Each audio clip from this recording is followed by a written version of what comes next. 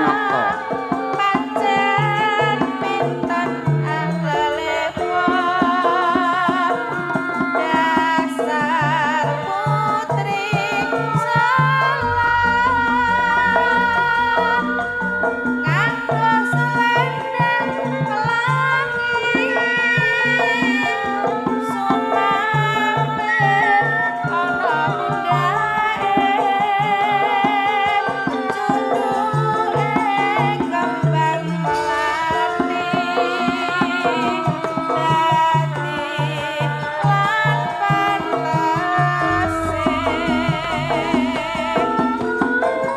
lakone kaya macan sarta cincin ora kiat-kiat suarane perlah-perli-perlirane dasar putri Solo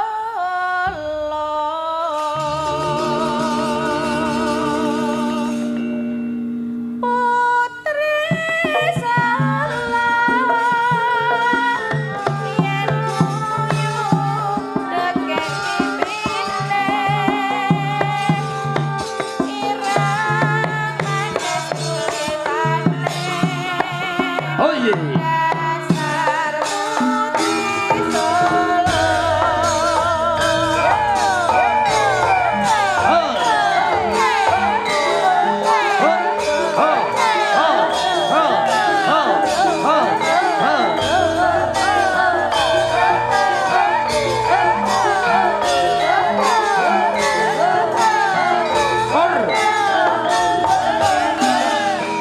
Putri Solo.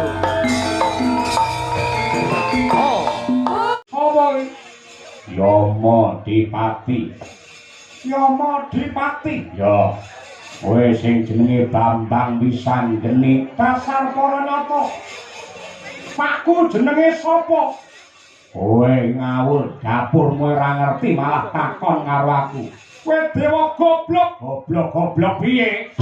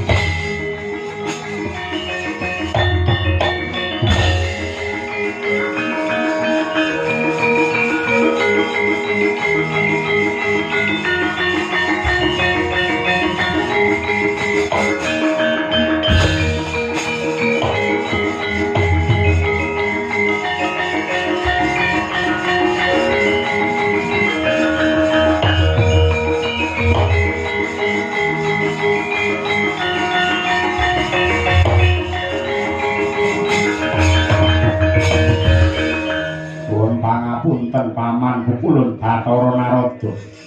Kula suwun ndika sumingkir. Kula badhe ngajar dhumateng Wisanggeni menika. Kowe iki perang karo bocah menang ora kondang kalah parandene mbabar wirang Yama Dipati. Pedahe apa to gunane apa kowe menang karo bayi wingi sore? Kok lamun to diteliti kanthi permati bocah iki ora kleru, sing kleru iki para dewa. Bocah iki mung takon pake jenenge sapa karo para dewa. Parandene malah dikroyok diajar angger dewa ngajar karo Wisanggeni karepe do piye.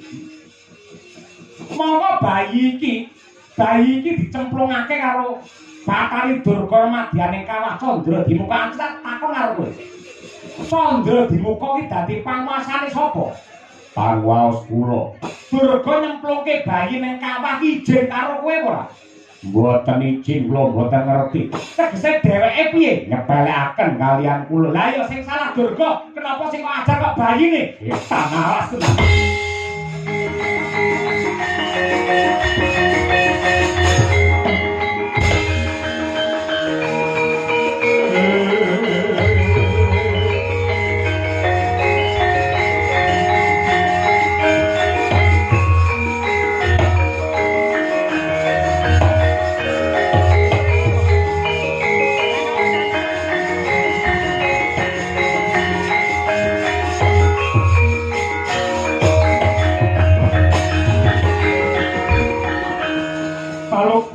jroning lekas lokit talimuding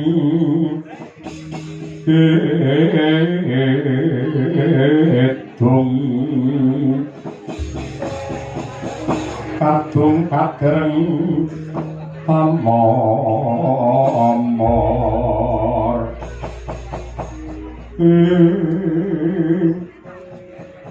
kepiye iki kek nah ngene nggih wis anggene nadyan kaya ngapa lan kepiye yektine lelakon iki mung kanggo pasinaon ngajar karo para dewa aja gampang nyepelekake karo kabeh para kawula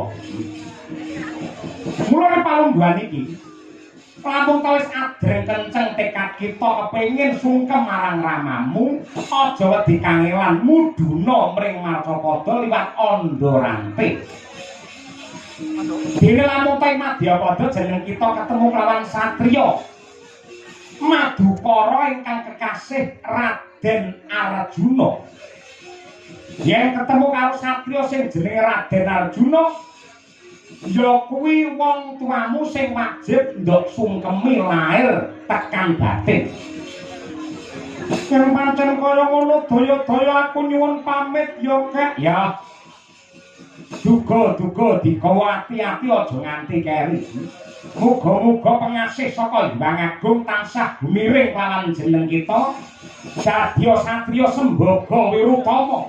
Satemah bisa dadi kaca brenggala tumrape para taruna ing sak jagat raya.